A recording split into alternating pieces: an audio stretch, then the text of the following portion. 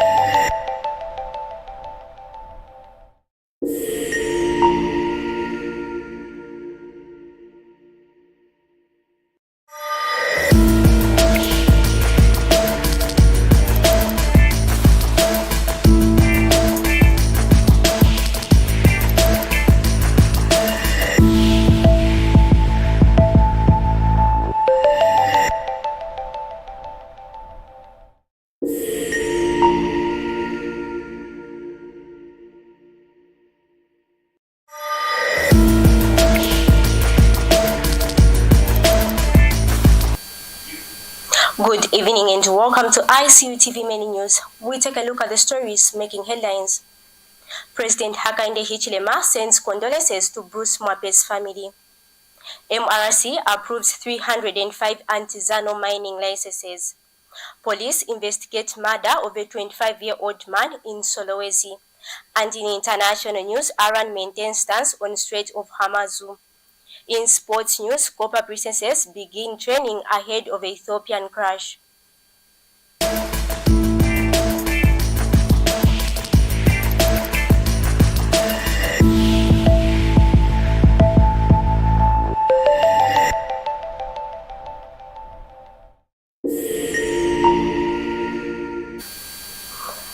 With the news in details, my name is Precious Banda. President Hakainde Hichilema and First Lady Mutinda Hichilema has conveyed their condolences to the family of the late former Copper Queens coach Bruce Mwape. The message was delivered to the Beverage family in Chingola by the Information and Media Permanent Secretary Tambo Kawana. Mr. Kawana says President Hakainde Hichilema is deeply saddened by Mr. Mwape's death and has described him as a dedicated coach who made a significant contribution to the development of women's football in Zambia. He says the president will be represented at the burial by the Ministry of Sports Permanent Secretary Kangwa Chileshe. Meanwhile, the Beverage family has thanked the government and the First Lady for their support during this difficult time. Burial preparations are underway with Nkachi Stadium designed as the venue where members of the public will pay their last respect. We go to another story. The Minerals Regulation Commission has approved 305 artisanal mining licenses out of 462 applications received. MRC Board Chairperson Mutonga says 151 applications have been deferred pending further action, while 6 were rejected. He says the Commission is encouraged by the increasing participation of women in the artisanal mining sector. Mr. Matamwanda says the Commission also approved 14 large-scale exploration licenses out of 164 applications, while 11 were rejected and 139 deferred pending submission of additional information. In addition, 125 small-scale exploration licenses were approved out of 192 applications, with 26 applications deferred. Meanwhile, MRC Director General Hara says the Commission remains committed to clearing the backlog of licenses application to unlock opportunities and promote growth in Zambia's mining sector. He says speeding up the process of licenses will support infrastructure development, skill development, and job creation. We go to another story. Police in Solwezi have launched investigation into the murder of a 25-year-old man who was shot dead at his residence in Kandemba compound, Kimitetu area. Police spokesperson Godfrey Chilabi says the incident occurred on the 10th of July 2026 and was reported at Kayawama police station by the victim's brother, William Chibuye. The deceased has been identified as Sakodi Chibuye. Primary investigations indicate that he arrived home with two men before an argument broke out, followed by a shotgun. He sustained fatal chest wound and was pronounced dead upon arrival at Solwezi General Hospital. Members of the public later apprehended one of the suspects, identified as Kayombo, who was allegedly found with a pistol. Mr. Kabwana says the suspect sustained serious injuries after being assaulted by members of the public and is receiving treatment at Solwezi General Hospital under police guard. He is expected to be charged with murder once his condition improves, while the second suspect remains at large and investigation continues. We take a short break. Stay glued for local stories. The Information and Communications University is complementing government effort in promoting legal and safe mining for all Zambians. ICU is offering a short practical training course to artisanal and small-scale miners and those who intend to venture into mining.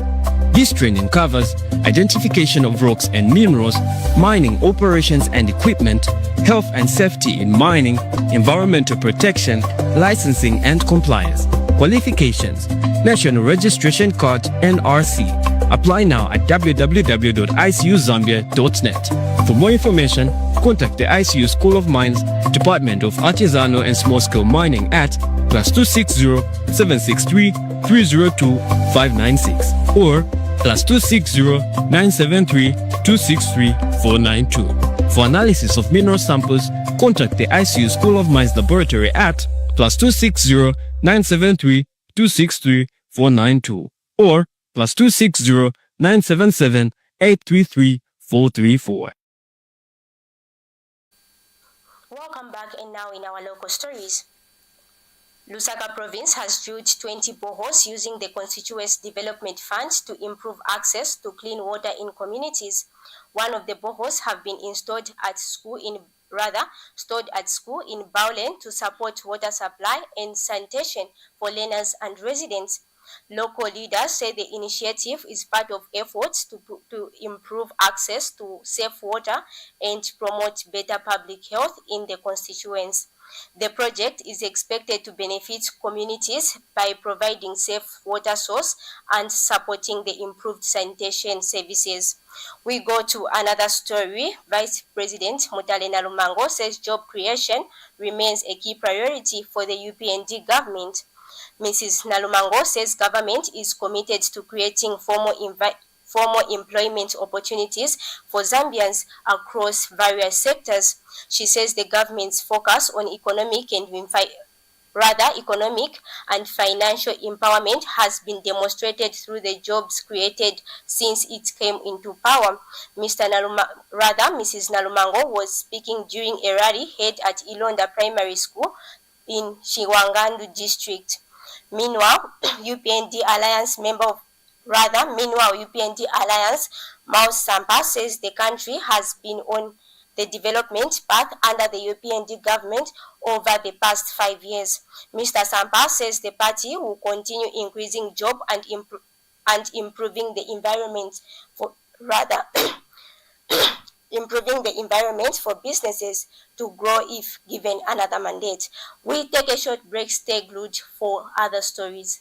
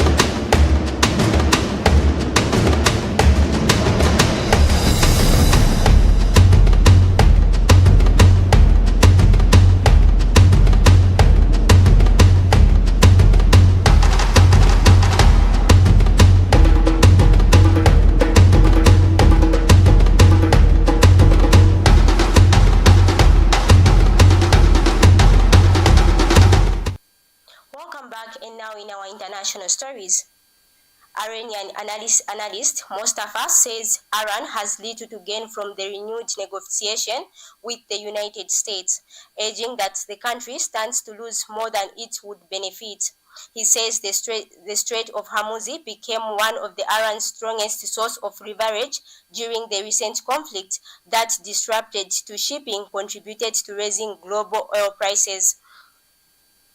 Mr. Mustafa says Iran has also taken steps to reduce the impact of the conflict by increasing that use of its land border for trade and transport, and he said he maintains that the Strait of Hormuz has historically remained under Iran control. The analyst says many Iranians would oppose any arrangement that weakens the country's influence over the strategic waterway. He adds that Iran is unlikely to participate in talks unless the United States changes its position on the Strait of Hormuz. We take another short break. Stay glued for sports news.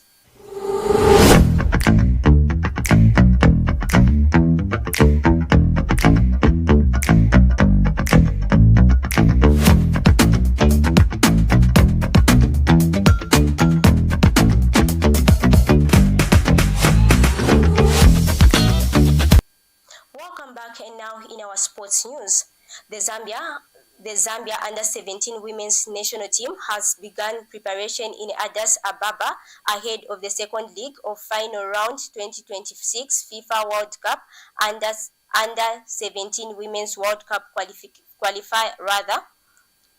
The Zambia under-17 women's national team have begun preparations in Addis Ababa ahead of the second leg at the final 2026 FIFA under-17 Women's World Cup qualifier against Ethiopia. The team held its first training at Abebe Stadium on Friday. Assistant coach Naomi Piri says she is impressed with the players' response during training as the team intensify preparations for the decisive encounter. Meanwhile, striker Prodia Mwinga says the Copper Princesses are focused on correcting mistakes made in the first league as they aim to qualify for the 2026 FIFA Under-17 Women's World Cup.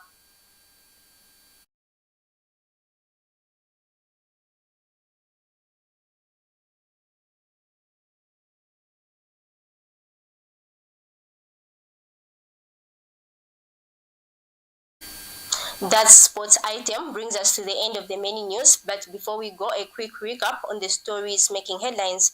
President Hakainde Hichilema sends condolences to Bruce Mwape's family. MRC approves 305 artisanal mining licenses. Police investigate murder of a 25-year-old man in Solwezi. In international news, Iran maintains stance on Strait of Hormuz. In sports news, Copper Princesses begin training ahead of the Ethiopia crash. Thank you so much for watching ICU TV Mini News. For more news updates, stay glued to our Facebook page at ICU and our website page at icutvzdem.com. Have a lively weekend.